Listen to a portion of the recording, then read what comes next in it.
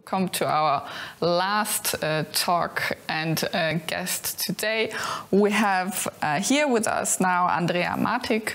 She's a scientist at the Fraunhofer Institute for Cognitive Systems. So we had her colleague here before. She will present a joint project between the Institute and the Department of Radiology at the University Hospital of LMU Munich. They have developed a quantum classical neural network to identify cancer using ultrasound and computer tomography images. Great to have you here and hear from you on this example. The floor for this last slot before our lunch break is yours, Ms. Matic.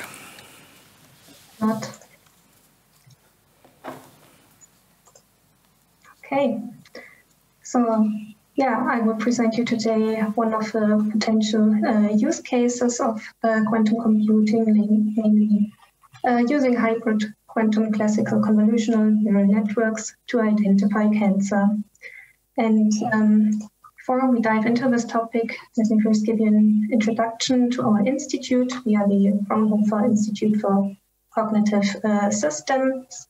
This institute was founded in 2019, and we are conducting their application-oriented research for reliable software technologies. Our expertise lies on cognitive systems, AI, and modern software architectures and safety-critical applications.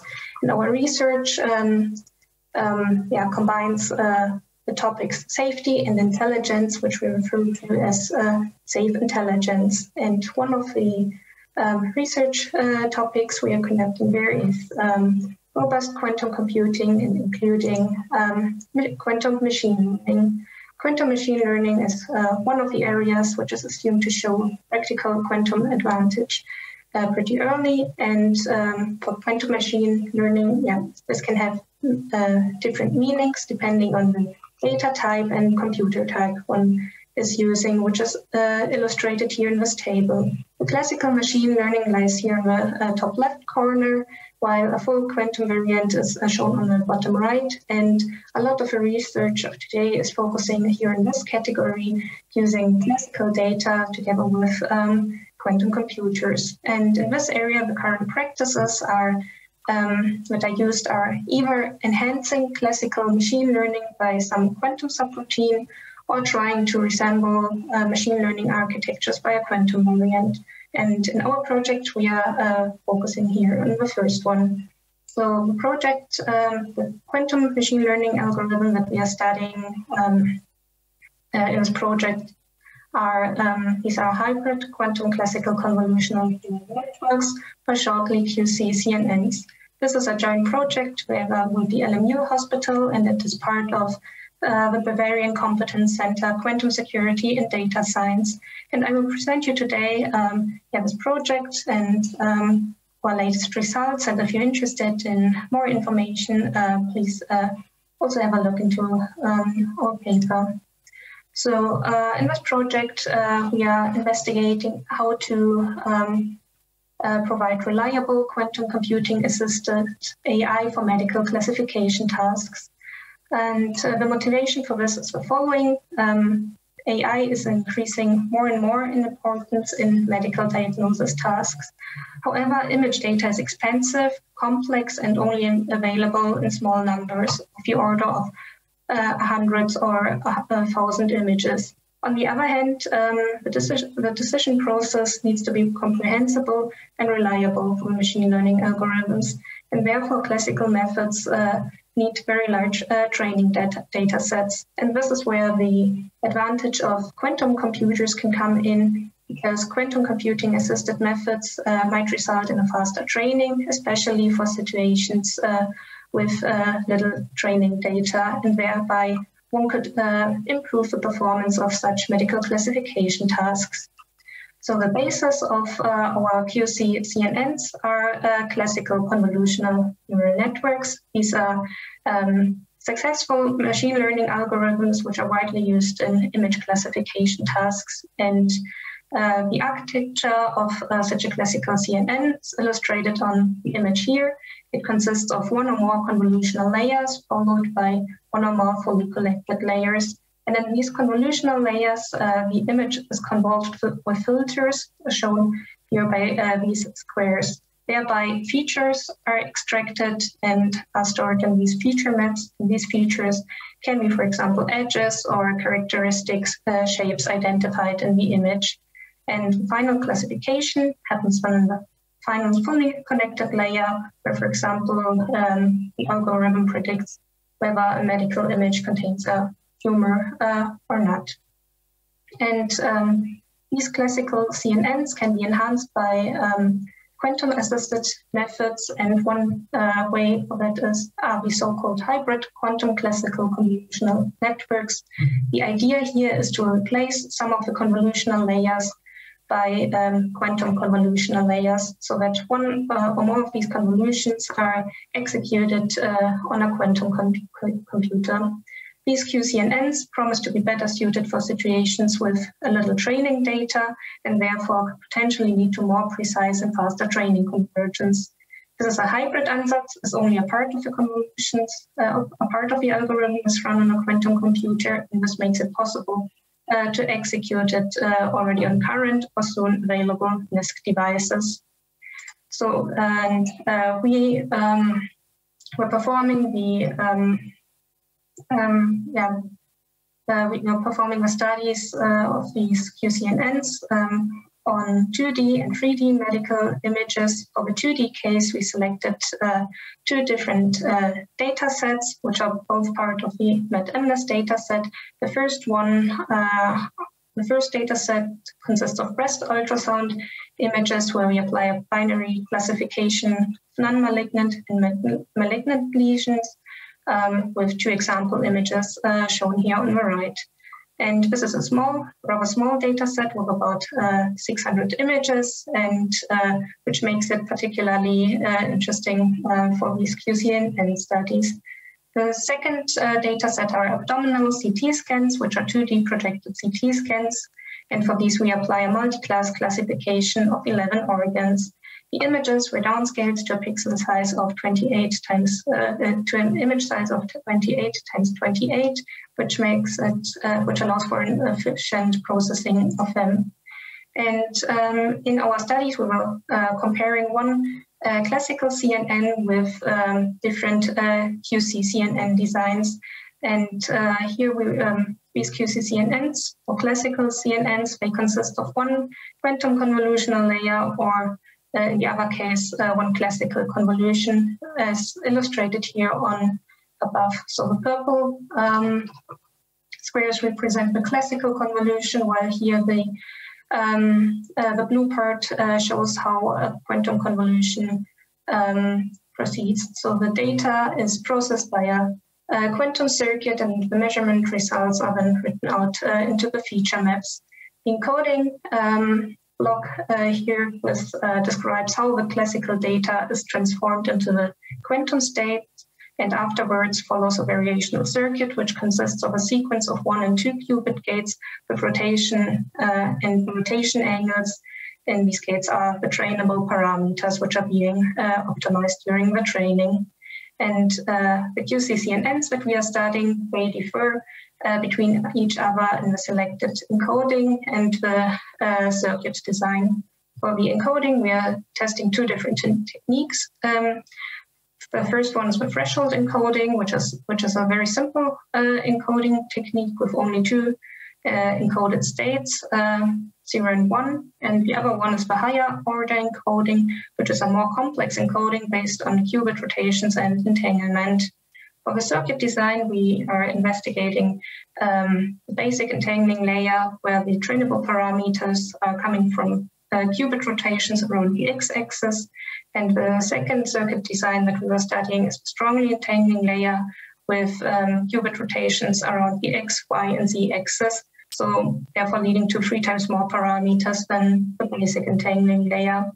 And in the bottom, there is an example circuit for one of the setups that we were studying, consisting of the higher order encoding together with a basic entangling layer. The results are shown here in this slide. The plots correspond to the results obtained from the burst ultrasound data set, showing the validation accuracy and the validation loss as a function with respect to the epoch number. And the blue solid line shows the results obtained for the classical CNN, while the other colors correspond to different QC CNNs. And the best performance in terms of the accuracy is found for the QC CNN with a basic entangling, so set up with less trainable parameters. And this shows us already a very promising performance of QC CNNs. Another interesting feature, what we observed is the strong overfitting here in this red curve, which corresponds to the threshold encoding. So this very simple encoding techniques, and this indicates that the complex encoding is indeed more promising than the simpler technique. We also ran our studies, QCNN studies on 3D medical data, for which we were studying 3D CT scans of the lung. Here we were doing a binary classification of malignant and non-malignant nodules with 2 example images shown here on the right. This is, the image size is here rather large with 128 times 128 times 64, leading to a very long required runtimes for our quantum computing simulations, and therefore data compression is required before the quantum convolutional layer.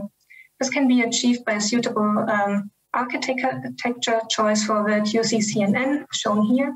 So here we are not anymore applying the quantum convolutional layer directly on the image, but rather in the middle of the layer. So first comes a sequence of classical convolutions, which effectively reduce data size, and these outputs of the classical convolutional layers are then analyzed in our quantum convolutional layer. As we have here 8 different feature maps, we also used 8 different circuits in this case to analyze for our quantum convolutions. And in the 3D case, we were studying 2 different circuit designs. Both were using an angle encoding technique where the data is encoded via rotation gates, and the 2 circuits differ between by either having 1 or 2 strongly entangling layers afterwards. And the case for 2 strongly entangling layers is shown in the circuit here on the right. With this, I will come to the results. So it's worth mentioning that these results represent the first-time analysis of medical 3D image data using QC-CNNs. And again, the plots show the validation accuracy and the loss plotted against the epoch number. The best results were obtained here. The blue curve, which corresponds to the classical CNN. So here we do not see a superior performance of QC CNNs yet. However, within the error bands, the results are pretty close to each other, and this is already a very promising result to have this similar performance. The green curve is curves correspond to the results with 2 strongly entangling layers, which clearly performs better than using only 1 strongly entangling layer. And this brings me now to my summary. I presented to you our project. We studied quantum classical convolutional neural networks for radiological image classifications. So the motivation for this is that QC-CNNs might result in more precise and faster training convergence, especially for situations with small data, and thereby one can potentially improve medical image classification tasks. We compared this project the performance of different QC-CNN designs of classical CNNs and studied the performance for 2D and 3D medical images. And for 3D, this is also the first time example of processing 3D medical data with QC-CNNs. And we achieved promising results as we saw already a very similar performance with our quantum-assisted methods as with classical methods. And this encourages to more studies in the future for which there are many possibilities. For example, we can study which technique is the most, encoding technique is the most suitable one for which data set, and also regarding the quantum circuit, one can should study whether the performance of the QC-CNNs can be enhanced with a more sophisticated circuit design. And yeah, that's it from my side. Thanks for your attention, and happy to answer your questions. Thank you, Ms. Matic, for the insight. I think it's super interesting and relevant, especially medical use cases, of course, and what quantum computing can offer with regards to that. Maybe regarding your ideas for further studies, what kind of combinations you'd maybe imagine for the data sets? You said different data sets with different encoding. What kind of advantages you'd probably better performance, but what kind of combinations you have in mind with that?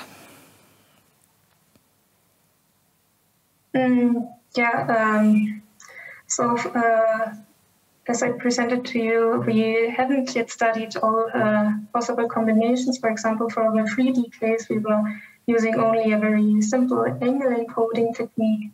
In this case, one could also choose some, this more complex higher order encoding, and or also some amplitude encoding techniques. And also, depending on the data set type, there are also a lot of questions. For example, depends how complex the data is, and also how big the data set size is. Therefore, I can't really give you a clear answer which combination, are we really thinking of, because there's still a lot of to explore. I guess it's super important to explore, as we can hopefully maybe as just an idea whether you think, or maybe when you think these QC-CNNs could overtake CNNs. Probably it's more than a guess, but before lunch break now, maybe we can have an idea of what your expectations are the technology can offer in comparison. That's a good question. I hope rather soon. So, as we already have promising results, and I would hope to see an advantage in the near future. Thank you so much. I guess with this look ahead, we are good to go now in our lunch break. I hope our audience already could gain some valuable insights and learnings on how quantum computing can provide and progress in the near future, how businesses can use the technology to create value. I'm happy we will continue at 1 o'clock with my colleague on this stage today. Thank you so much for your attention, and until this afternoon.